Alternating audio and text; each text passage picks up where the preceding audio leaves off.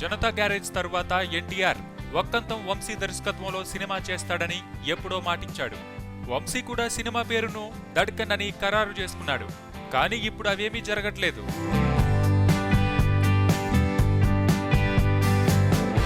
ఎన్టీఆర్ వరుసగా కమిట్ అయిన ఇతర సినిమాలతో బిజీగా ఉండడంతో తర్వాత చేద్దామనుకున్నారని వార్తలొచ్చాయి. అంతలో ఏమైందో గాని ఇప్పుడు వక్కంతం జూనియర్తో చేసే సినిమా ఆగిపోయిందని, ఆయన ఎన్టీఆర్ క్యాంప్ నుంచి బయటకొచ్చాడని చెప్పుకుంటున్నారు.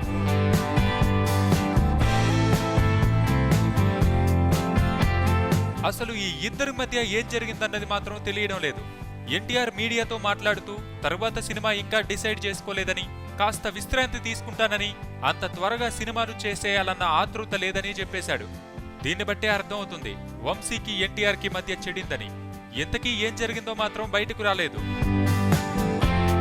సబ్స్క్రైబ్ చేయడం మర్చిపోకండి. వీలైతే లైక్, కుదిరితే కామెంట్ పెట్టండి. ఇలాంటి ఇంట్రెస్టింగ్ బ్రేకింగ్ బిగ్ న్యూస్ మాకు తెలిసిన వెంటనే మీకు తెలియజేస్తాం. మాతో టచ్ లో ఉండండి.